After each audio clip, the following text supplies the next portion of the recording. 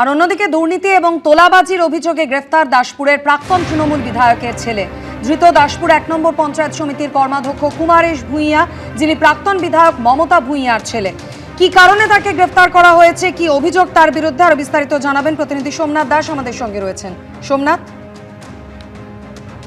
দেখো মাধুরী, যেটা জানা যাচ্ছে যে গত 2 বছর যিনি বিধায়ক হয়েছিলেন মমতা ভূঁইয়া এবং মমতা ব্যানার্জির একদম ঘনিষ্ঠ নেতা ছিলেন তার স্বামী অজিত ভূঁইয়া। তিনি মারা যাওয়ার পর মমতা ভূঁইয়াকে তিনি টিকিট দেন এবং তারপর 2বার জিতেন দাসপুরে জেতার পর তারপর তার ছেলে এলাকার দখল নেয় বলা যায়, এরকম একটি এলাকার মানুষের কথা। অর্থাৎ কুমারেশ ভূঁইয়া তিনি একাধারে তৃণমূল নেতা ছিলেন এবং সেই সঙ্গে সঙ্গে দাসপুর 1 নম্বর পঞ্চায়েত সমিতির কর্মাধ্যক্ষ ছিলেন। বিজেপি এবং এলাকার মানুষ অভিযোগ করছে তিনি বহু দুর্নীতি করেছেন এবং তোলাবাজি করেছেন। লিখিত মর্মে থানায় অভিযোগ দেওয়া হয়। গতকাল রাত্রে তাকে গ্রেপ্তার করা হয়। যদিও দুপুরবেলাতে তার একটি গোডাউন রয়েছে, সেই গোডাউনে তিনি ছিলেন। সেখান থেকে যখন তাকে পুলিশ নিয়ে আসে পুলিশের গাড়িতে করে, সেই সময় বিজেপি কর্মীরা স্লোগান দিতে থাকে চোর চোর বলে।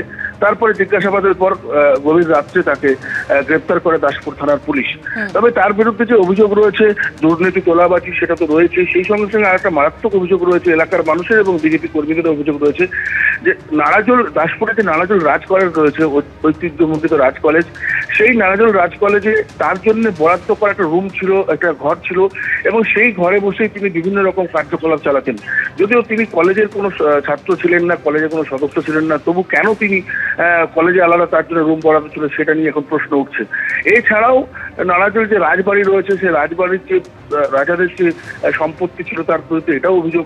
সেই রাজবাড়ির বিভিন্ন সম্পত্তি তিনি বেনামে বিক্রি করেছেন, বিক্রি করতে বাধ্য করিয়েছেন, এরকমও অভিযোগ আসছে তার বিরুদ্ধে। অর্থাৎ বলা চলে যে এই কুমারেশ ভূঁইয়া তিনি এক সময় এই এলাকাতে ত্রাস হয়ে উঠেছিলেন। তবে ক্ষমতা যাওয়ার পর গতকাল অভিযোগ করে বিজেপির পক্ষ থেকে, এসসি সেলের পক্ষ থেকে। অর্থাৎ একাধিক অভিযোগ রয়েছে এই কুমারেশ ভূঁইয়ার বিরুদ্ধে।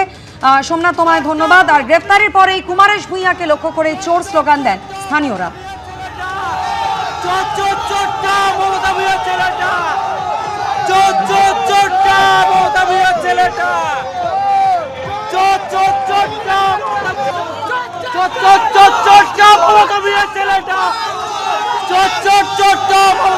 ছেলেটা